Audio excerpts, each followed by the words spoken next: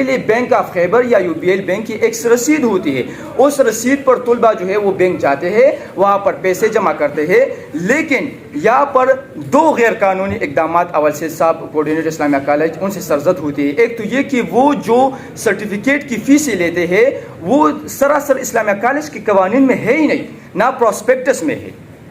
اور دوسری جو پیسے لیتے ہیں وہ بغیر کسی بینک رسید کے لیتے ہیں, وہ نقد لکھتے ہیں, اور ان کے ثبوت جو ہے ہمارے پاس موجود ہے. ان کے اکاؤنٹ یعنی ان کا جو پی اے ہے اور ان کا جو اپنا پرسنل اکاؤنٹ ہے ایزی پیسہ کے, ان پر ٹرانزیکشن ہوئے ہے, اور یہ ہمارے پاس ان کے ثبوت جو ہے وہ ہمارے پاس موجود ہے. اور یہ ان طلبہ کی چیٹنگ موجود ہے ہمارے ساتھ جن سے کوآرڈینیٹر اسلامیہ کالج مسٹر اول سید صاحب نے 500 روپے, 1000 روپے, 1500 روپے نقد لیے ہیں بغیر کسی بینک رسید کے. اور دوسرا, بشیر صاحب ان کی ایک کولیگز تھی, اساتذہ تھے, وہ جب فوت ہوا, شہید ہوا, تو ان کو مالی معاونت کے لیے ٹیچرز نے 14 لاکھ روپے جمع کیے. وہ 14 لاکھ روپے آج تک بشیر صاحب کے لواحقین کو نہیں ملے. انہوں نے بار بار VC کو درخواست بھی لکھی ہے, لیکن آج تک ان کو یہ پیسے نہیں ملے. اسی کے ساتھ ساتھ اول سید صاحب بشیر صاحب کی گھر والوں کی اپنی یہ درخواست موجود ہے جس میں سے وہ کلیم کر رہے ہیں کہ اول سید صاحب بشیر صاحب کی جو بیوی ہے ان کے ساتھ جو تعلقات ہیں اس کے بارے میں بتایا گیا ہے. بشیر صاحب کے ساتھ جو زیادتی کی گئی اس کے بارے میں یہ لیٹر موجود ہے. ان تمام جو نقد پیسے لیے اول سید صاحب نے ان کے خلاف, جو یہ لیٹر پڑا ہے بشیر صاحب کے گھر والوں سے ان کے خلاف, اور جو طلبہ کی تقریباً 2 مہینے ہوئے ہیں فرسٹ ایئر کے طلبہ جو ہے وہ وزٹنگ ٹیچر ان کو پڑھائی کر رہے ہیں, کوئی کوالٹی ٹیچر نہیں ہے.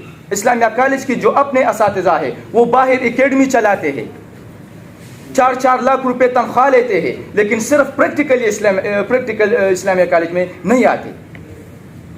اپنے علاوہ وزٹنگ ٹیچرز بھیجتے ہیں جن سے طلبہ کا جو ہے وہ مستقبل خراب ہو گیا, تباہ ہو گیا.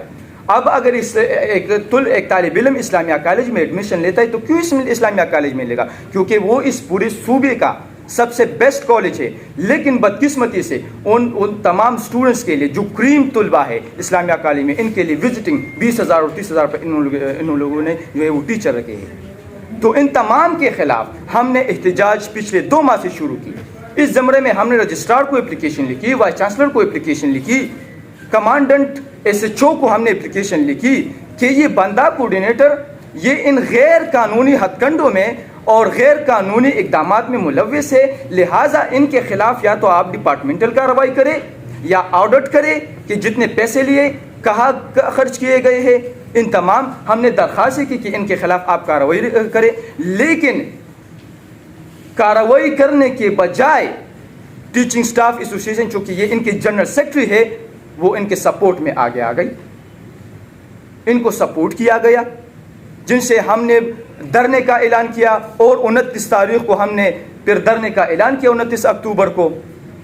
دھرنے میں بغیر کسی وارنٹ کے, بغیر کسی FIR کے مجھے بھی اٹھایا گیا, مجھ پر تشدد بھی کیا, یہ زخم آپ دیکھ سکتے ہیں, اور ہمارے دوسرے اسٹوڈنٹس کو بھی اٹھایا گیا بغیر کسی وارنٹ, بغیر کسی FIR کے, جس پر طلبہ نے بھرپور مزاحمت کی, احتجاج کیا, اور اس احتجاج کے نتیجے میں مجھے دوبارہ رہائی ملی. اور پھر جب ہم انتظامیہ کے ساتھ ان کی دعوت پر بیٹھے مذاکرات میں, تو ہمارے جتنے بھی یہ ڈیمانڈس ہیں یہ آپ لوگوں کو میں نے دی ہے, جتنی بھی ہمارے جینون ڈیمانڈز ہیں جو اسٹوڈنٹس کے ہیں یہ آپ لوگوں کے ساتھ ہے. تمام انتظامیہ نے یہ خود کلیم کیا, یہ مانا کہ ہاں جو آپ کے یہ مطالبات ہیں یہ بالکل جینون ہے, یہ جائز ہے, اور ہم ان کے اوپر جو ہے وہ پریکٹیکلی کام کریں گے.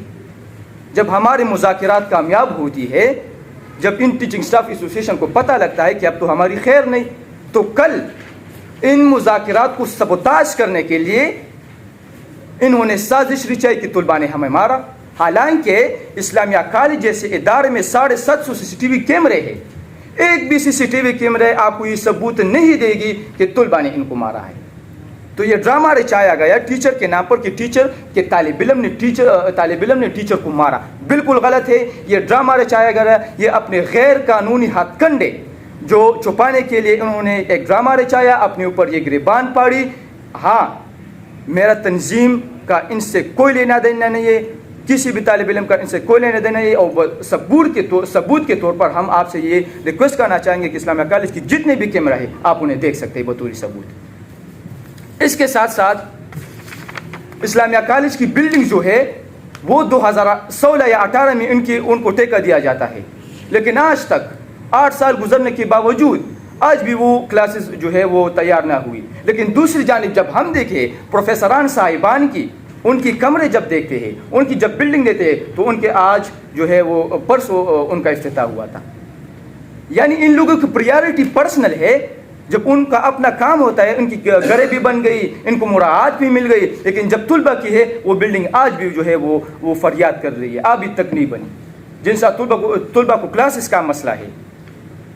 اس کے ساتھ ہے آپ دیکھیں سارے پرائیویٹ اکیڈمی وہاں پہ چلاتے ہیں اور طلبہ سے ہزاروں فیس لیتے ہیں، اور اگر ہم اسٹیٹسٹک اٹھا کر دیکھ لیں تو اسلامیہ کالج اس سال ایم ڈی کیٹ میں 33 پوزیشن پر ہے۔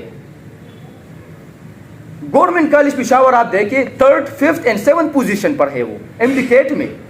ایک ادارے کا اگر ہم ایویلویشن کریں کہ ادارہ ہمیں کیا آؤٹ کم دے رہا ہے تو ان سے وہ کیا ہے، وہ یا تو ہم بورڈ کا رزلٹ دیکھیں گے یا ایم ڈی کیٹ کا رزلٹ دیکھیں گے، لیکن جب ہم دونوں دیکھتے ہیں نہ ٹاپ 10 میں اسلامیہ کالج اسٹوڈنٹس ہے بورڈ کے ریزلٹس میں، اور نہ ایم ڈی کیٹ میں 33 پوزیشن پر ہے، جو کہ پورے کی اسلامیہ کالج جو کہ پورے صوبے کا ایک بیسٹ کالج ہے۔ کتنی شرم کی بات ہے، لیکن جب پرائیویٹ اکیڈمی کے ہم پوزیشن دیکھ لیتے ہیں تو وہاں پر 100-150 طالب علم جو ہے وہاں سے جو ایم ڈی کیٹ بھی پاس کرتے ہیں، ایٹا بھی پاس کرتے ہیں۔ کیونکہ حقیقت یہی ہے کہ ان لوگوں کی